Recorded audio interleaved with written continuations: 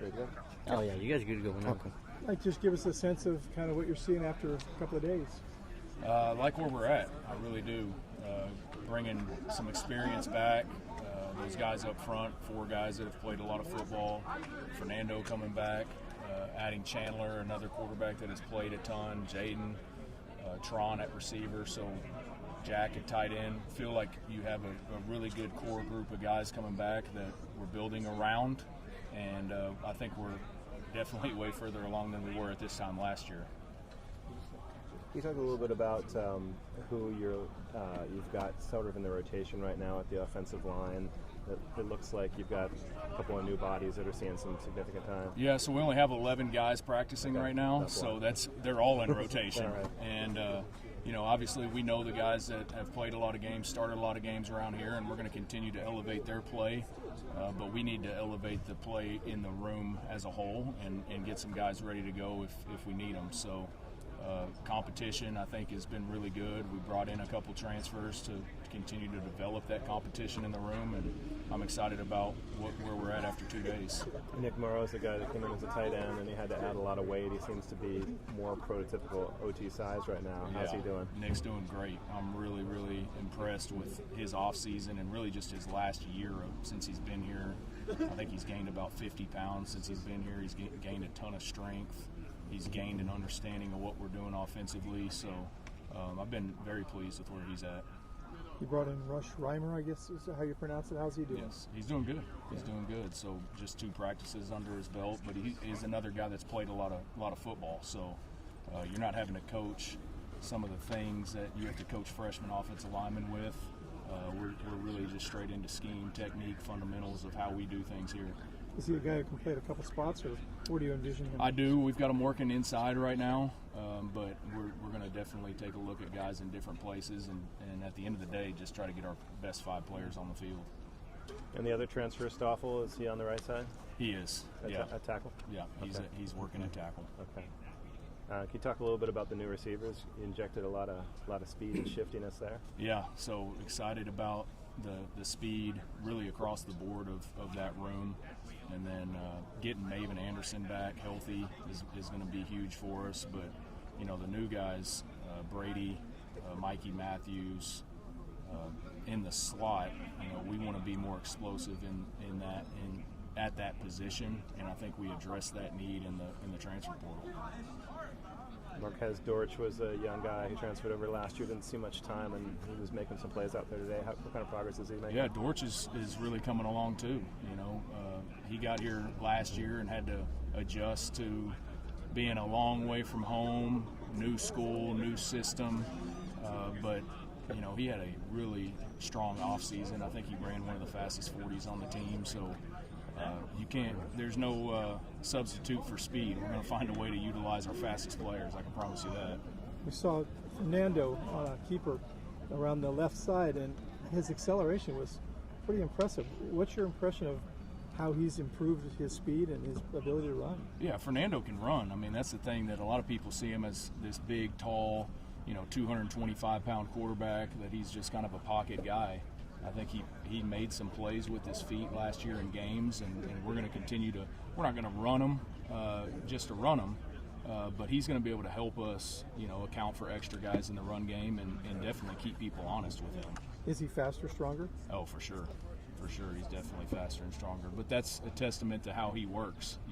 You guys have been interviewing us for a long time, and nobody ever says anything bad about the way Fernando works. So we know he's going to put in the time, the effort, the energy with our strength staff. When it's off season and we can't meet with him, he's down in the weight room and he's out on this field training with the strength staff. So he's doing whatever he can to make himself a better player.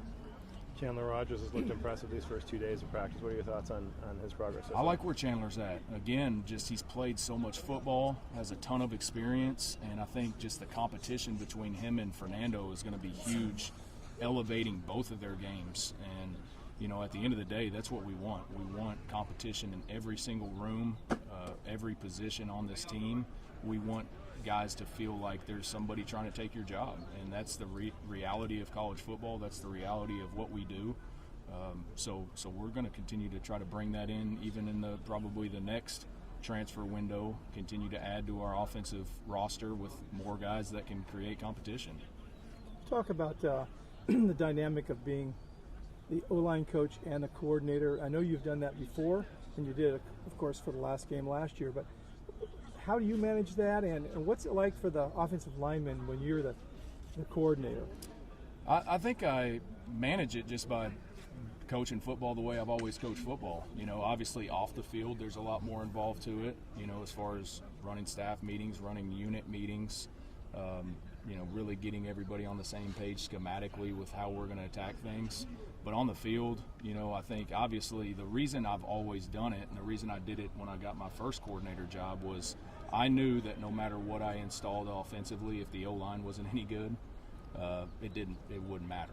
And so, you know, that's something that Justin and I talked about whenever he promoted me to the spot. He felt like I did a really good job with the O-line last year. I obviously have a ton of confidence in what I can do coaching those guys, and I want to continue to see that unit develop, because if they develop and we can dominate the line of scrimmage, you know, that it's just going to make everybody's life easier. And from their point of view, what do you think it means to them that their position coach is also the offensive coordinator? Oh, I don't know. You'd have to ask them. I think just from my point of view, I would hope that they would, you know, obviously want to try their best to make things right for me and by me, and you know, they know that I'm going to always put them kind of at the forefront of thoughts that we have going in, and we're going to build this thing around the O-line just like we did last year. How would you talk a little bit about TJ and Seoapi? Just savvy vets now, which is nice. You know, I got here last year and really had to clean up some things with those guys. So they're a year in the system. Obviously, from a run game protection standpoint, a lot of the stuff we did last year was my stuff, and so they're very comfortable now going into spring number 2 with me and schematically what we're doing. So we're really fine-tuning some minor details with them to clean them up. How have each of them individually improved?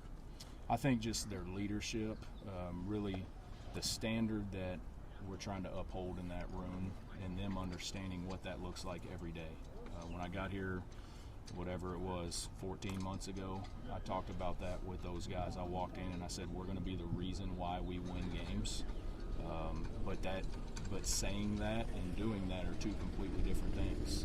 And we had some games where we did close out games up front, and we just leaned on those big boys, and we got out with some big wins down the stretch following the O-line.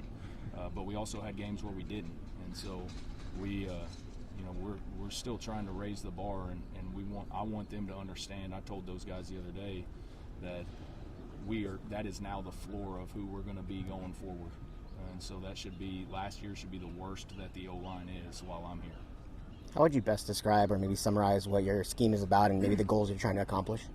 We want to obviously start off with running the football. I think every great offense is built around being able to run the ball. We did that well last year with Jaden end up leading the Pac-12 in rushing. So with 4 guys coming back, we got to make people respect the run. And then I think the one thing that's probably a little bit different about me is we're gonna try to push that thing down the field. We're gonna create matchups on the outside.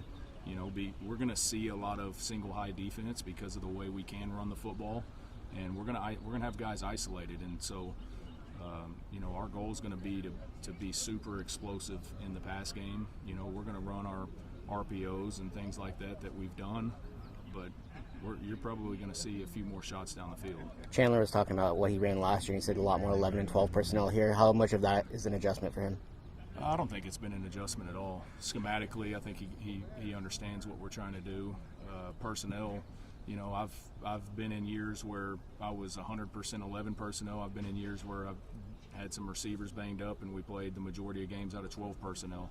At the end of the day, I'm trying to find the best 12 guys or the best 11 guys to put on the field, whether it's 12 or 11 personnel. The center position, it feels like whoever ends up there is going to have some pretty big shoes to fill. How has that kind of played out, and what's your overview of that spot so far? Yeah, obviously losing Sindo early in the year last year was a detrimental hit to us, but Brian did a great job of stepping in.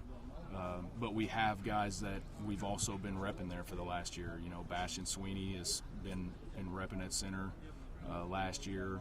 Matthew Wyckoff actually started 10 games at center at Texas A&M. So we have guys that are going to be able to snap the football. And again, as we go through spring and really determine who our best 5 players are, that'll kind of determine how that shakes out. Darius Callaway's a guy who kind of popped on Monday and had a nice run at the end of today. What are your thoughts on him so far? I've been impressed with him. Yeah, we know he's got the home run speed. It's great to have another guy like that, and so we'll put the pads on Friday, and we'll really get a true feel for those backs. How in the world do you sort out a running back room like that if those guys stay healthy? Keep feeding them, and leaning on them, and letting those guys find their unique skill sets and utilize ways to get them on the field. Again, you could see some packages where there's multiple guys on the field. So those are all things that we'll evaluate as we go through spring and post-spring heading into the fall. How's Cardwell's health progress? I think he's as good as he's been since before the injury. We're still trying to take care of him and bring him back slowly but surely.